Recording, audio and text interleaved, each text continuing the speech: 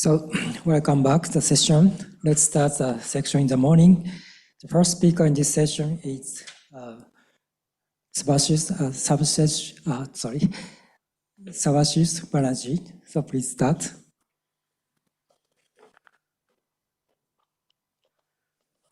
Thank you. And thank you, Abhishek, the organizers, and their team for making this meeting possible.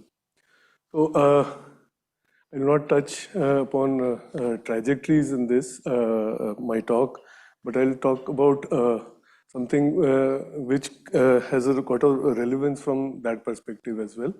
I'll basically be talking about open quantum systems. In that, I'll be focusing on some of the well-known features of non-Markovian physics, and then I'll use it on quantum thermodynamics.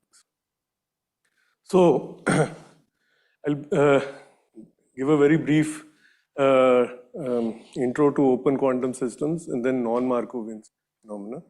And what I'll do is I plan to illustrate all the things I talk about non-Markovian behavior in the backdrop of a concrete model which is exactly solvable, which is called the Garaway model, and in recent literature it's also more popularly known as the non-Markovian amplitude damping channel. Then I'll talk about some aspects of quantum thermodynamics like ergotropy, entropy production, power. Some of these have already been talked about this week and also the last week. And then I'll come to devices based on this quantum thermodynamics, which is quantum battery, and if I get time, I'll talk about quantum heat engine. All of these devices I'll illustrate on specific open system models. There will be the Garaway model, a central spin model, quantum Brownian motion model, and a 2-qubit decoherence model. So open quantum systems addresses the problems of damping and dephasing in quantum systems, taking into account that systems are actually surrounded by the environment which influence them. Quantum optics happened to be one of the first grounds on which this field developed. Louisel book is a classic example of that. Carmichael's book is also an example where he introduced trajectories from the open quantum system perspective. It was moved on to other areas by works by Caldera Leggett, Herman Grabert's group, Peter Hinge's group, Jurek, and many other very prominent contributions. Now, the recent interest in these problems are because there has been a lot of progress in the experimental direction in encoding, transmission, and processing of quantum information.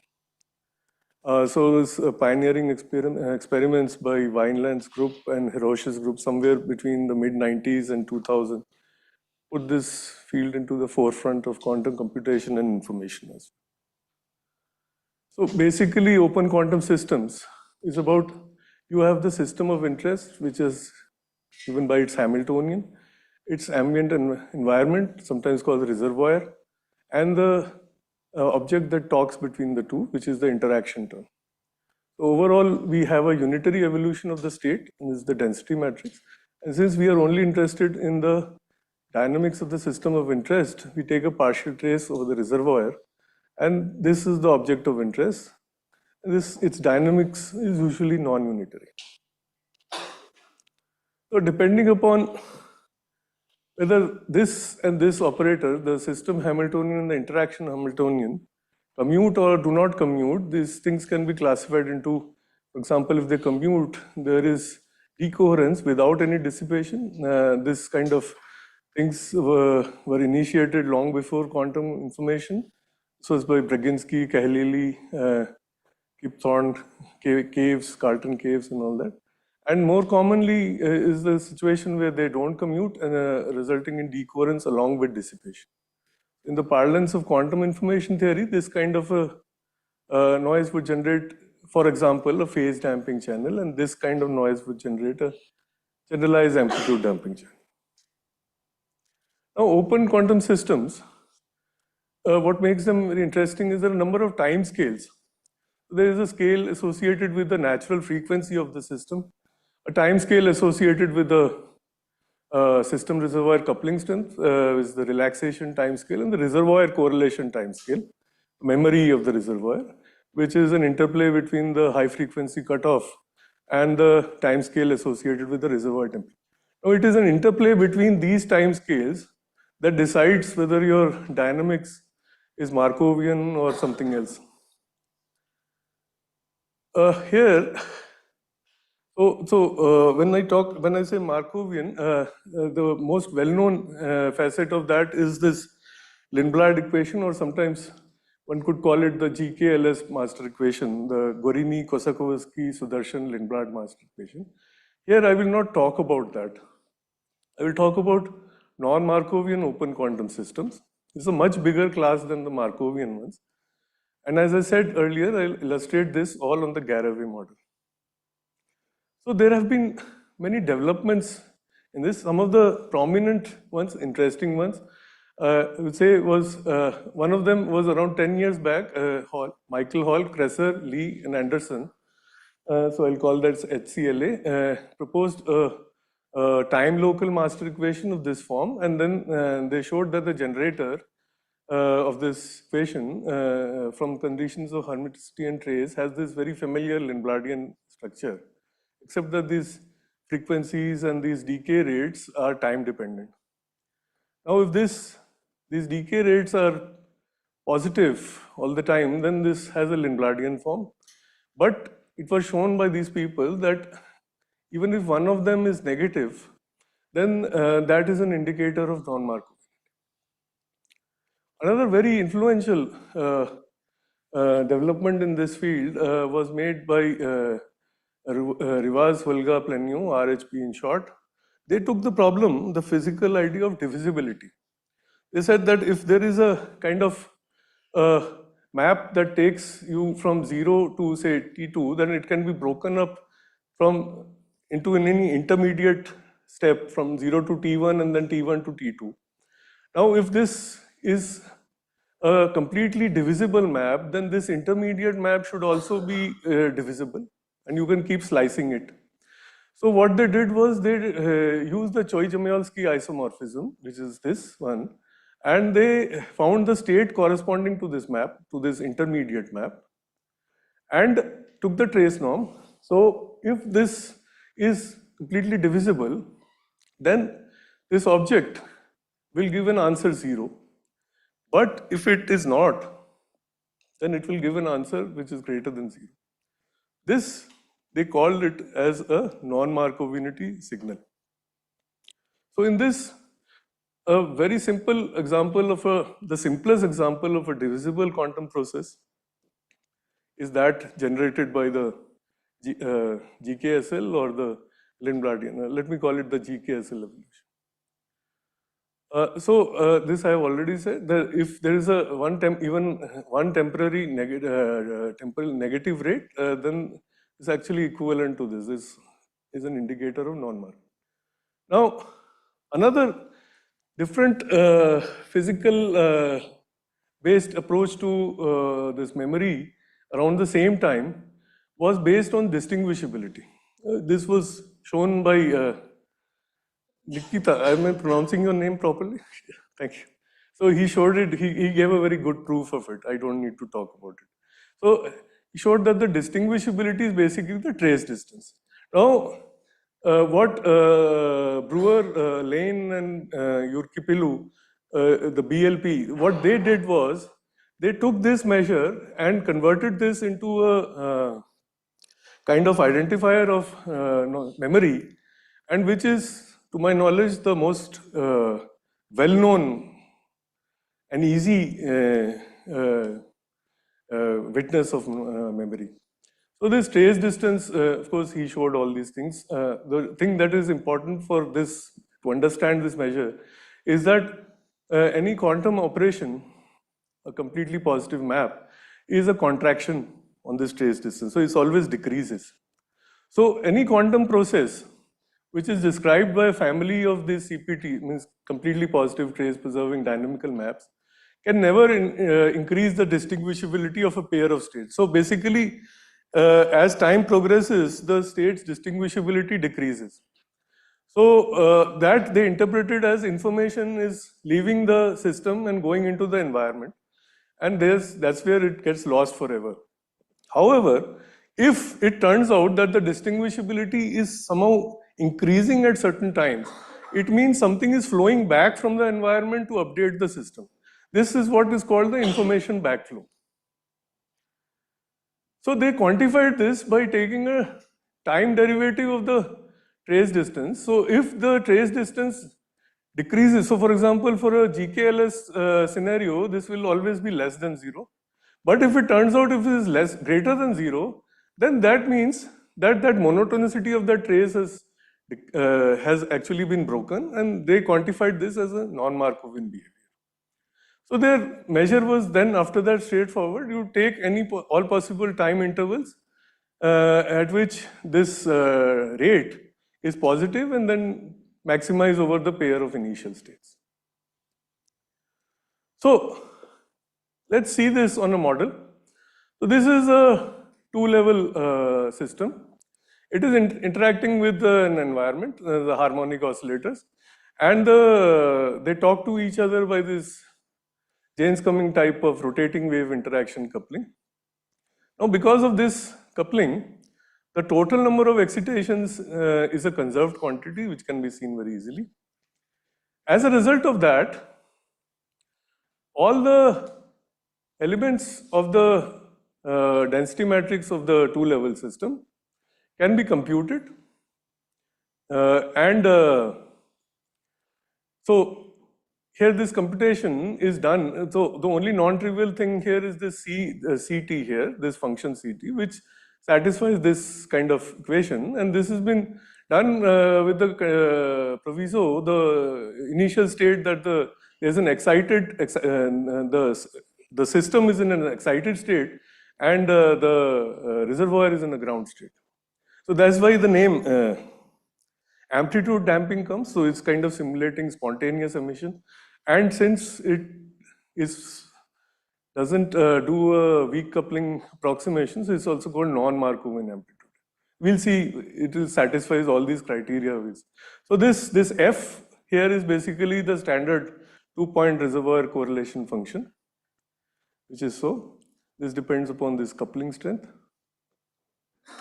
So depending upon, so this sum can be converted into an integral by choosing some appropriate spectral density. And suppose you choose a kind of Lorentzian density, then this F can be shown to be this. From there, we find that it's the C function is this. Now see, this is interesting in that if we take a ratio of gamma naught by lambda, this gamma naught is basically system reservoir coupling strength and lambda is the spectral width. If this is very small, then this object is basically always decaying. It goes straight. It's like a monotonic decay. So C at a later time would always be lesser than C at an earlier time. But if it turns out that this 2 gamma naught by lambda is suppose greater than 1, then you can see this will be an decaying oscillation. So it will decay, but there will be some time scales where it will go like this.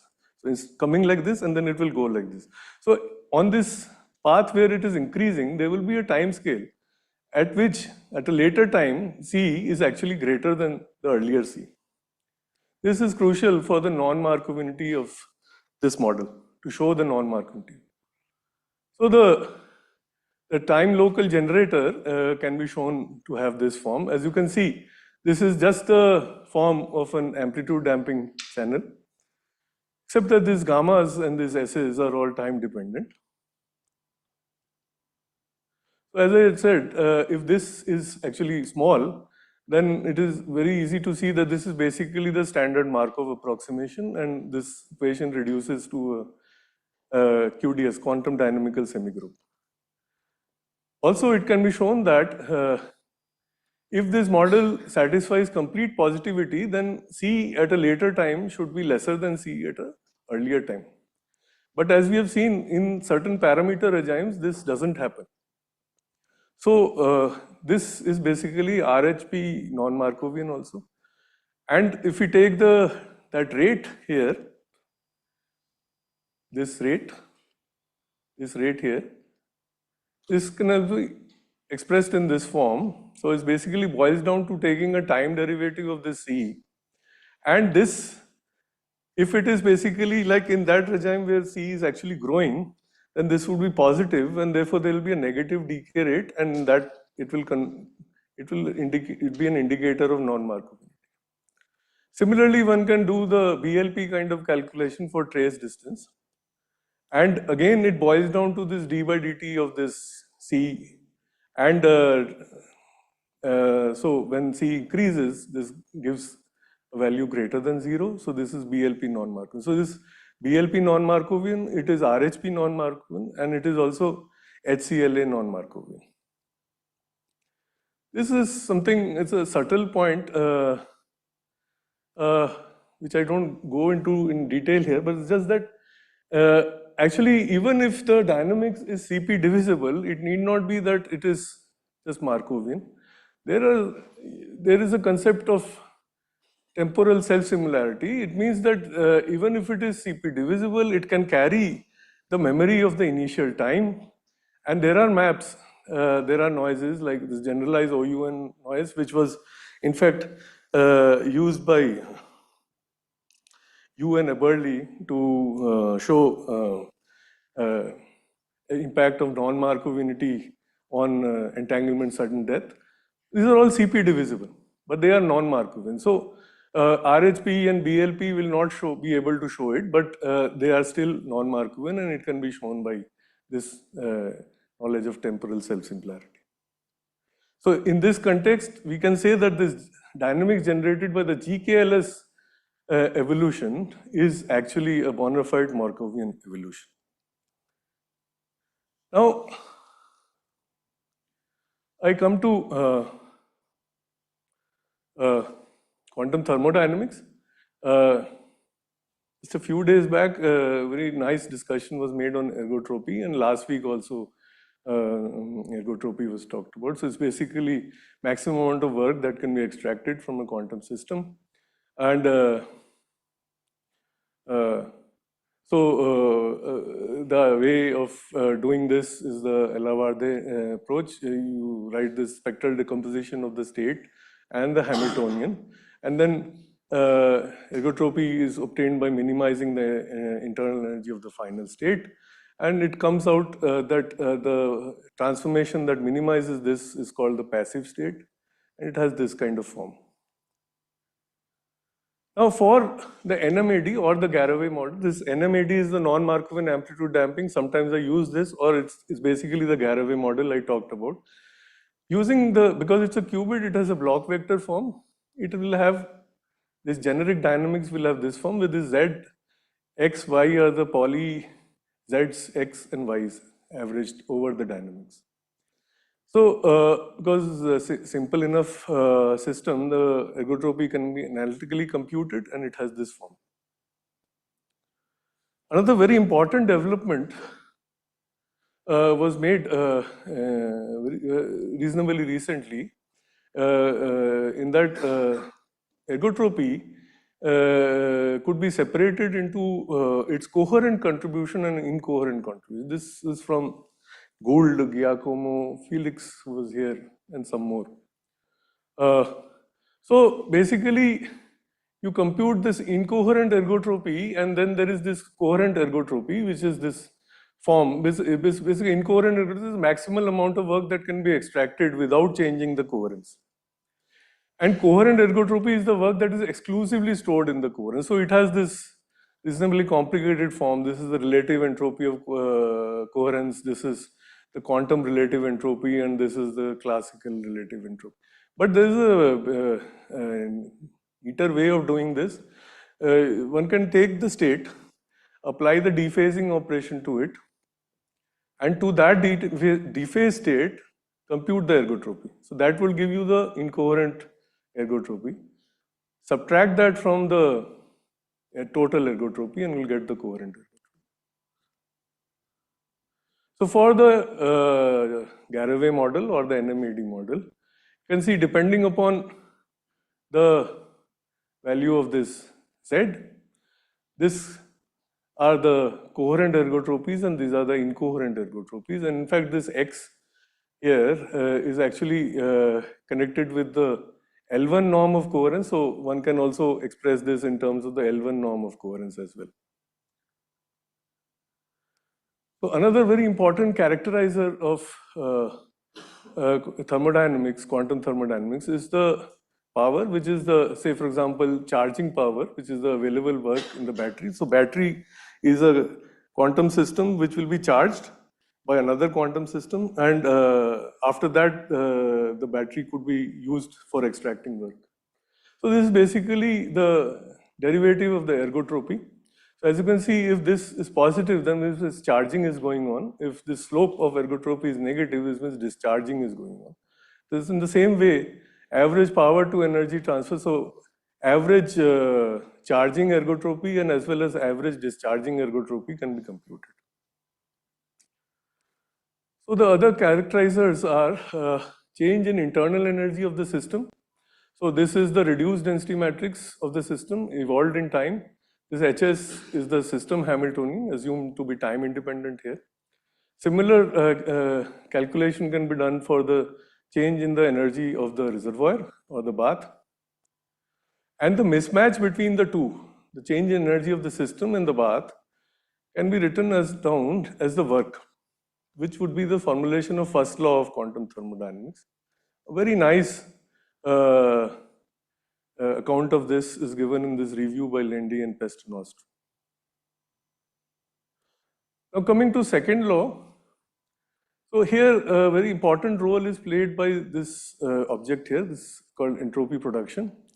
So what this does is basically in a general system bath dynamics, the irreversibility is introduced when we partially trace the bath. So in this process, discarding any information, so information can be discarded which is stored locally, or in the or basically any non-local information shared between the system and the bath. So any of this discarding of any of this information would lead to a loss. So both of these are quantified here. So this is basically the quantum relative entropy or the Kullback-Leibler divergence here of this bath states. And this is the mutual information of the bipartite system consisting of the system and the bath. By the way, this formulation was originally developed by Esposito and his. This is a very important development in this field. And this thing can also be rewritten as the quantum relative entropy between the global system bath dynamics and the tensor product of the reduced dynamics of the system and the initial bath state. Now, if the initial bath state is taken to be a thermal state, for example, then this can be rewritten in a very neat form. This is the change in the entropy of the system, and this is the change in the bath's internal energy.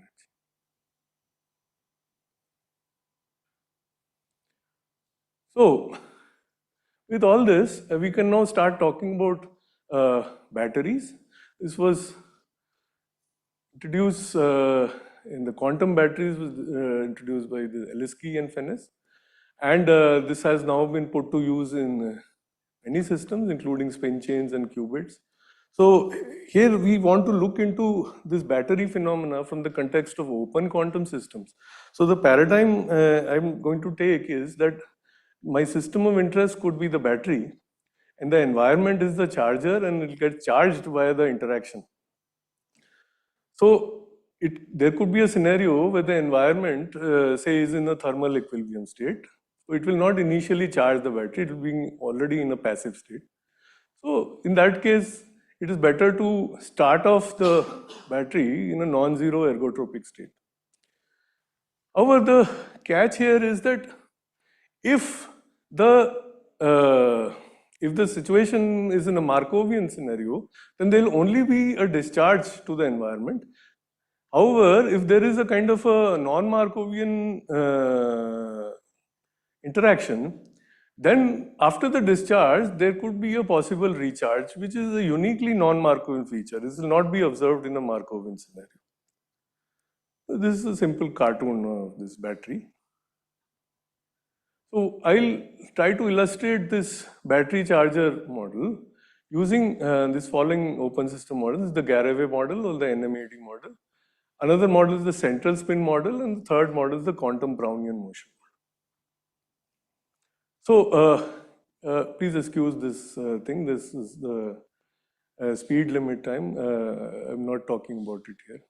So this is a scenario I told you where in this Garavay model where that CT, if that gamma naught by lambda is very small, then there's a monotonic decay and there's basically a Markovian. So that's called the Markovian AD regime. So in that regime, you see the ergotropy is just discharging, but there is no, it doesn't go up, so there is no recharge. But now we tune it to a regime where it is basically in operating in the non-Markovian regime. So this ergotropy is here discharging, then it picks up. This is recharging. Again discharge, recharge. So this cycle goes on. And these dots here are basically the average charging power. So you can see when it's discharging, is a instantaneous power. This the instantaneous power is negative. As it's recharging, the instantaneous power is positive. So this recharging and discharging is a purely artifact of the non-Markovian nature of the system. Now we can take up a different model.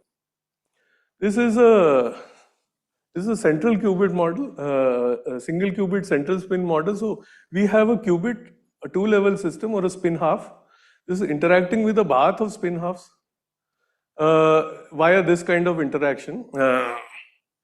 Now, if the number of spins is large, and then we do a Holstein-Permakov kind of transformation, we'll see that this comes out to be a very Jaynes-Cummings. This has a form similar to the Jaynes-Cummings type of interaction, and in that case. So for this model, we compute the bath energy, the system energy, the work, and the ergotropy. So these epsilons are basically the coupling strengths. So as the coupling strengths are increasing, the bath energy here is decreasing, the system energy is increasing, and the deficit, which is the work, is behaving in a manner consistent with the first law. And this manner is more dominant as the coupling is slightly stronger. Nevertheless, it's always satisfied for all. Similarly, entropy production in all the regimes is positive. This is consistent with second law. But entropy production rate at some places could be negative, which is due to the non-Markovian nature of the equation. We take this model and the similar model, that was the single qubit model, central spin. This is a slightly more involved model. This is two central spins which are talking to each other. These two spins, we consider them as a collective battery, and they are charged by their respective paths of spins. So this Hamiltonian is very similar to that before, and the interaction between them could be this XX interaction or this anisotropic Biolevsky-Moria type of interaction. Here we have taken it as the one pointing in the Z direction. For the XX interaction, we have the ergotropy here, and then we also have the instantaneous power, and these blue dots are the average charging power, and these reds are the average discharging power. The same exercise is done for the DEM interaction, and same instantaneous power, average discharging and discharging power. Now we see that, the average discharging power depicts how fast or slow the battery discharges. So the higher is the discharging power, the quicker will the battery discharge. Therefore, lower values of discharging power would actually this is desirable, right? What is most desirable is the battery should charge up quickly and discharge slow. So lower values of discharging power correspond to slow discharging of the battery. In the case of DM interaction, it's not an exact thing, but it's, in many places we see that the discharging power is actually average discharging is slightly lower than the average charging power, and also their occurrences are basically they're slightly far spaced as compared to this XX interaction. So this suggests that the DM interaction is favorable for the discharging of the collective two-spin batteries. My last model for the battery is basically involving the ubiquitous quantum Brownian motion model. This is basically a harmonic oscillator system interacting with the harmonic oscillator bath via coupling like so. The usually when we say the harmonic this QBM models, we have a position-position coupling. That was an exact master equation for that to all coupling strengths was obtained by this famous Hoopa-Zhang master equation. And this also in some approximations was studied by Caldera-Leggett sometimes before that, and Hermann Grabert's group has done a lot of extensive work on this quantum Brownian motion. So this kind of model was, because here both position and momentum coupling are taken into account with the environment. This was brought out to my knowledge by Ferialdi and Smarne sometimes 10 years back, in 2013. So here the system, this is the battery, this is the charger, and this talks to it, this charges it. Now, if I start with the system in a passive state, then I don't get any ergotropy, but for different, this is a coherent state and these are some different states, I get some ergotropy. If I plot the ergotropy here with respect to temperature, then it can be seen that at lower temperatures, this ergotropy seems to persist for longer times, and also it has an oscillatory behavior, and this falls reasonably quickly with increase in temperature. Also in these lower temperatures, this instantaneous charging power is higher than that in the higher temperature. Also, we can do the BLP non-Markovianity in this model. That is, we take the trace distance between two initial states and then evolve them over time, and then finally take the trace distance again.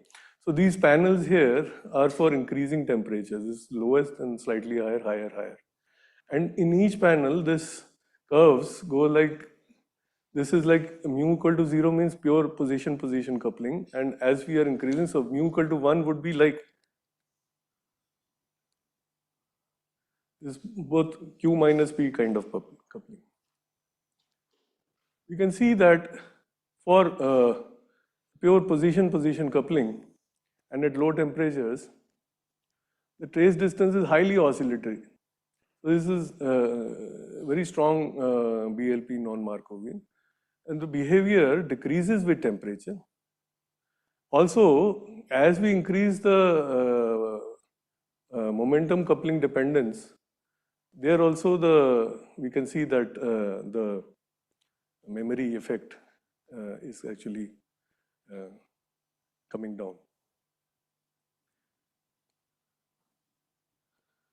So I have throwing one, but okay, let me try to talk about this. This is my last thing. This is a quantum heat engine. You must be aware of, there are two kinds of commonly known heat engines. There are many, but commonly studied is the Carnot engine and the Otto engine. I'll be taking the Otto engine here. Otto engine basically has a quantum adiabatic process. There is no heat exchange, and a quantum isochoric process where there is only heat exchange, no work. So there is a clean separation of work and heat in this process. and I take my Otto cycle, the working substance, to be as spin half a qubit. This is a adiabatic. Then this is the hot isochore. This is again adiabatic. This is a cold isochore. And for the bath, I'm modeling it as a squeezed thermal bath. This is many interesting features. For the adiabatic case, I can tune my Hamiltonian to go from omega c, which is cold, to hot. And here each stroke has a finite time interval tau, so that the total cycle time is like 4 tau. Then in the second stroke, can I continue for 2 minutes? Okay, I'll try to be very fast. In the second stroke, it connected to a bath, heat bath, with which it connects, but I need to maintain the energy spacing intact. Otherwise, work will also get done. And then the system is decoupled and again adiabatically changed from omega h to omega c. And then again the cold adiabat. So in the isochoric branches, this is the kind of evolution that takes place. So this is basically the usual absorption and emission terms, and these are like some spontaneous emission terms mediated by the bath. But these two terms are specific to the squeezing terms that comes from the bath squeezing. And this Hamiltonian term here, which comes in the von Neumann part, is basically the interesting part is this. So this structure here is kind of a coupling which is generated between the two qubits by the environment. Okay, so this has a complicated structure, but this comes directly by its coupling. So this R12 is the interqubit spacing, and these gammas are the spontaneous emission terms. So this allows us to talk about two regimes, which is the independent and collective. So collective decoherence would be where the two qubits are close to each other to be able to feel a single bath, and the independent would be the next thing. What I can see is that the power is actually the extracted power, which is engine, is increasing with the squeezing in the hot reservoir. And this zero line is of course zero power, and when the cold reservoir coupling is greater than the hot, this also starts working in the other opposite regime where power is injected into the system. And also it decreases as the temperature difference between the two baths decrease. Same kind of phenomena can be shown with respect to the frequencies. And these two depict this different, this is the collective and this is the independent regime. Now this is without bath squeezing, this is with squeezing. As we can see here, without the bath squeezing, there are quite a lot of regime where this guy is not working as an engine, whereas here is working throughout as an engine. There are many other interesting things about it, but this is what. So I come to the end of my talk. I try to talk about some of the well-known features of non-Markovian phenomena, and also basic ideas about quantum thermodynamics and some quantum thermodynamic devices, and I illustrated them over some open system models. Thank you for your attention. Thank you very much for the nice talk. So do you have any questions or comments?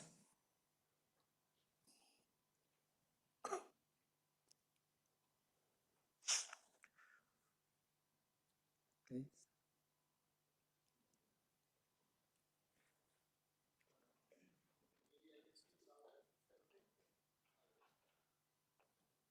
Oh, hello. Thank you, Subhashish. So my question is, you mentioned that even for a Markovian evolution, there can be a situation where some information of the initial state is carried through. So can you explain how do you understand that? How? I didn't understand. What context are you talking about? So in the context of Markovian evolution, CP divisible even. CP. Oh, I don't call that Markovian, so that's the confusion. Okay. Okay. So for the CP divisible one, you said that the information about the initial state in some way carried through, but yes. I also assume that because it is divisible, that means this information is redundant.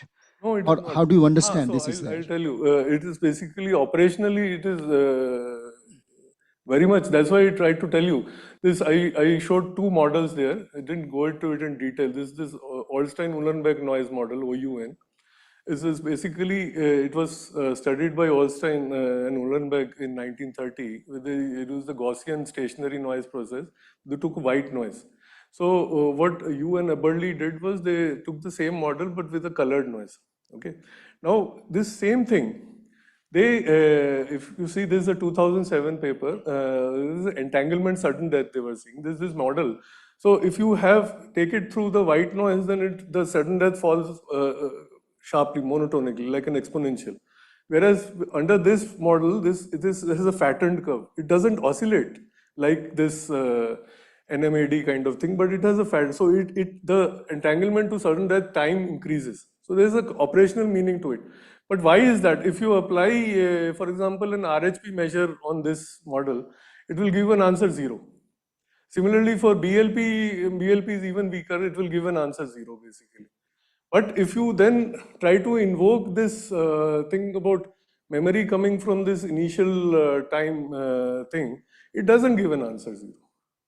So On the other hand, you said that you can have time local description, no, of your dynamics. Yes. So that already means that you don't need any information coming from some time in the past. No, but that time local description is basically that time local like NMAD has a time local description, right?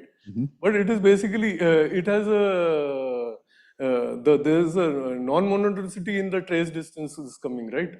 It's like information backflow from the environment is coming. I see. Okay, we talk more. Okay, thank you so much. Okay. I accept one more short questions if you want. So is it for the oscillator case, like you introduce this momentum coupling, right? Yes. This mu term. I mean, like qualitatively, what difference does it make? Like, see, two things it makes. One is it seems that the non-Markovian behavior becomes less, means not so pronounced. The oscillating. But also one thing which I didn't show was that this charging and discharging behavior actually improves over the few things. So there are differences. But the non-Markovian behavior seems to be the best for a coordinate coupling. Somehow, I shouldn't call it Markovian, but